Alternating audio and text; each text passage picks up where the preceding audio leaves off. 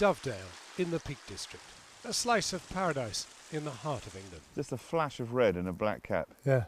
I'm here with Bill Bailey, better known as such a funny man, but deeply serious about the world he sees through his binoculars. Oh, there we go. So, yeah. It's very noisy. I mean, I was born in the country, but I don't know what I'm actually hearing. Even now, you had to tell me this is a chaffinch. Chiff chaff. Yeah. I obviously don't know my birds as well as I should, but it's hard to imagine these places without the sounds of nature. Birdsong has been an important part of Bill's life since his childhood, so can he imagine a world without it? I was vivid memories of my father giving me the Observer Book of Birds, you know, this lovely little pocket book, and me just ticking off birds as I saw them. And there was some sort of just simple delight. If you have that as an early age, it stays with you. And that's something which I want to sort of pass on to my own son. But have you thought of getting the Observer Book of Birds out again and starting to put a cross against those that you're not really going to encounter?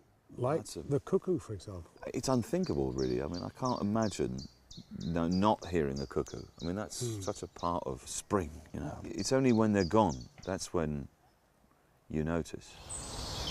But they are going fast.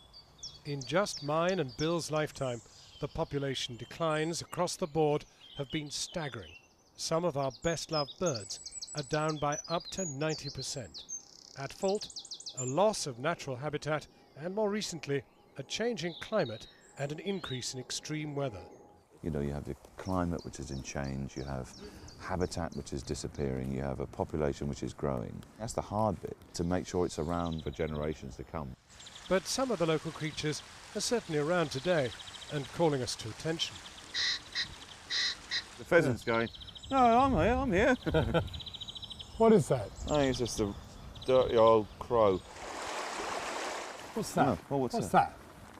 Oh, what? That's a... What is that? Oh, it's a duck, isn't it? We just had a bit of a flurry there. A sudden flurry of what? What are these? Swallows. Swallows? Yeah.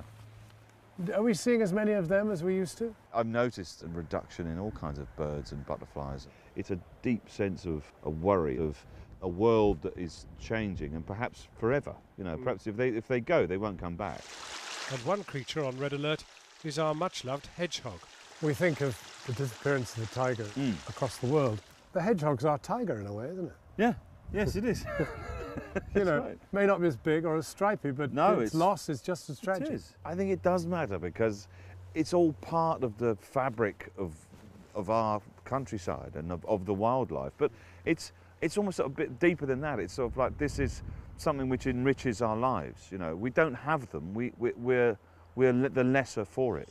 Well, that kind of then brings you to the green and pleasant land, in which most of our lives has still been a reality. And the question now is, are we going to lose that? I mean, I hope there's enough safeguards in place that places like this will always be here. But it's the places in between, you know, the wild areas that are getting encroached on. You know, do we need another shopping centre? Those are the areas that are up for grabs that we have to be vigilant about. It would be a much lesser place without all of this.